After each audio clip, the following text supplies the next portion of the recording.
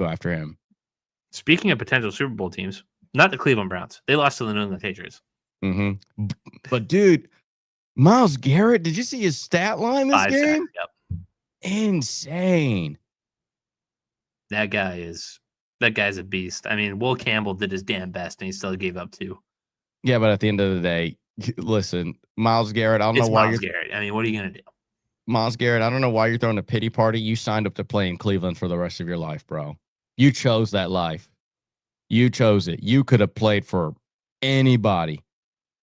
And I think the Browns low-key should have traded him. I think they would have received so much more assets back to set them up for a couple first. What, like 3 minimum?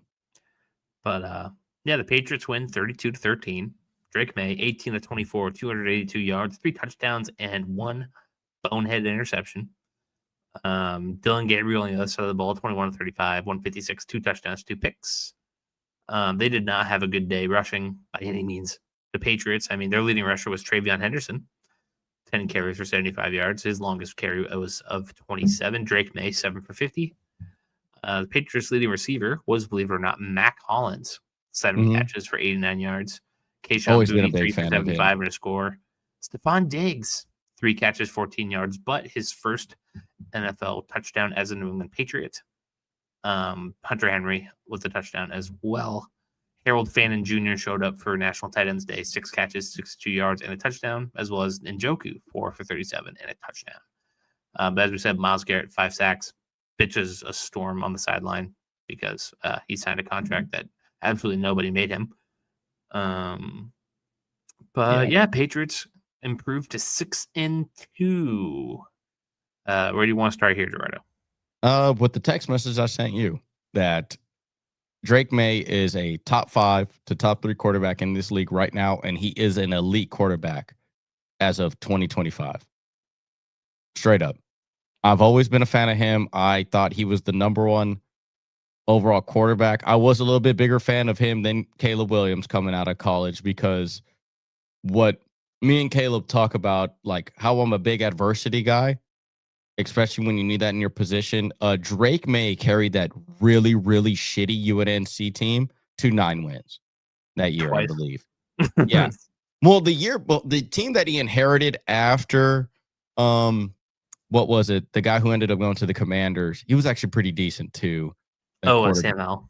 Sam Howell. Like, Sam Howell was a really good guy. I really liked that team. He inherited, like, all those juniors kind of left early, that UNC team. That was a really good UNC team that left kind of early. If they all would have stayed their senior year, that could have low-key been a playoff team in college football. But they all left, and then some did return. And that was what Sam Howell's, was that his sophomore season, I believe, because he was a true freshman. Drake May was a sophomore his first starting year, right, at UNC. And that team was talented.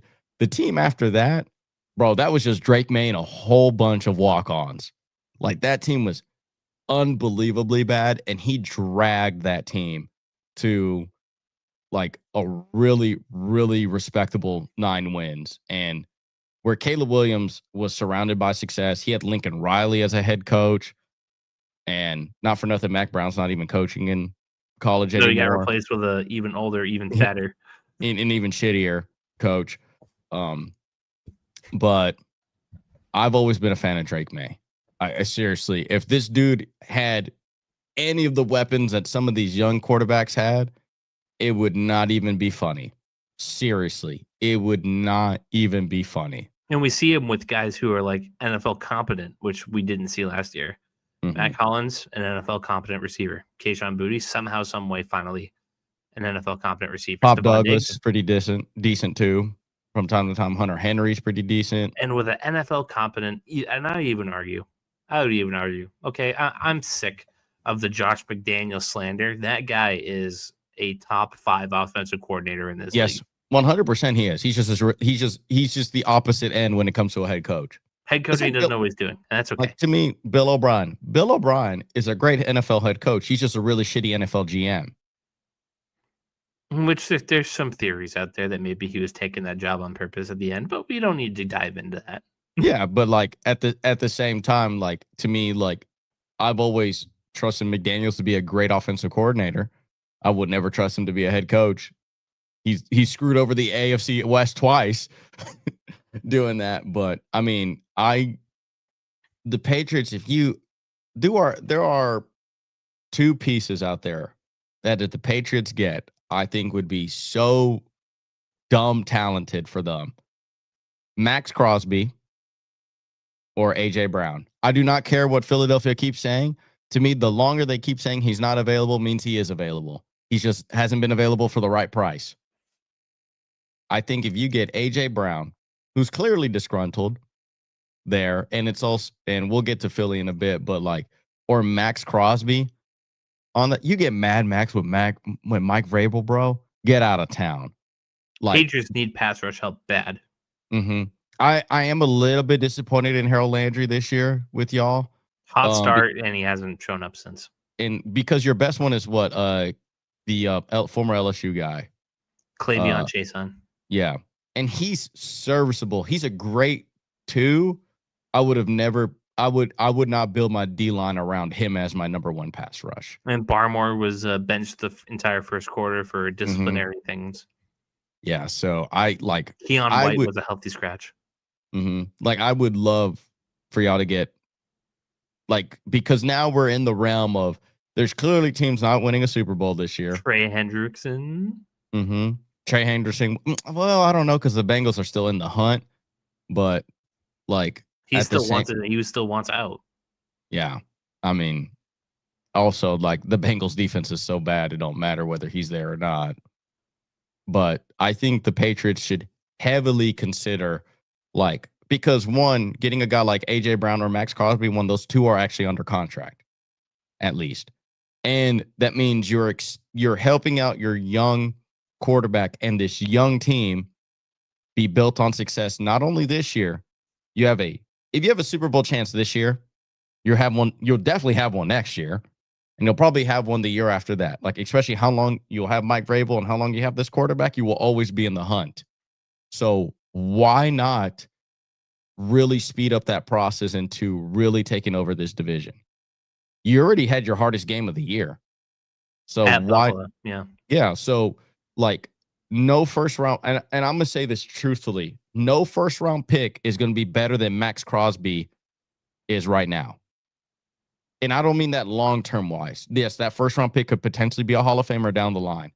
But as of right now, that first-round pick is not as good as Max Crosby is today or next year. So why not use a first-round pick to get him or A.J. Brown? Know what you know, don't know what you don't know. You know what I don't know? I don't know if these NFL prospects are going to be as good as Max Crosby. You know what I do know? Max Crosby great and good. Max Crosby could be a defensive player of the year type of player. So, and I think him and Mike Vrabel would be like a match made in heaven. The only other one I would say for the Patriots to get, but also I think, like you said, I think your running backs age better with time. Like I do think Trayvon Henderson's probably going to be a good running back within 2 to 3 years. But like if you did get like a better running back out there, but I'm not spending no premium pick on no. Yeah, for Breece Hall to go to the Patriots, it would be a premium pick because individually. Yeah, obviously it's the Jets, and that just wouldn't happen. But I mean, like, what about like Rico Dowdle? Like, they're clearly not using him anymore, and he's the best running back at the Panthers. You mean Chuba Hubbard? Well, not. Well, Chuba Hubbard is the starter, but Rico Dowdle is the better running back out of the two. I thought Rico's been getting more of the snaps lately. No, they literally made it 1A and 1B, and Chuba's been has been the starter, and he's been getting more. Oh yeah, Chuba got more carries this week. Interesting. Mm-hmm. Which is funny because Rico's clearly yeah, but Rico's clearly the better guy. Okay, let's just end on this note. If you're Cleveland, do you ever give Shedeur Sanders a shot? You're going to have to by the end of the year, right? Because you clearly have to evaluate the quarterback position. You're going to have to. He's probably going to come by week 13, like when they probably lock up a top 5 pick already by that point. But it would be unbelievably bad for their due diligence to not see what you have.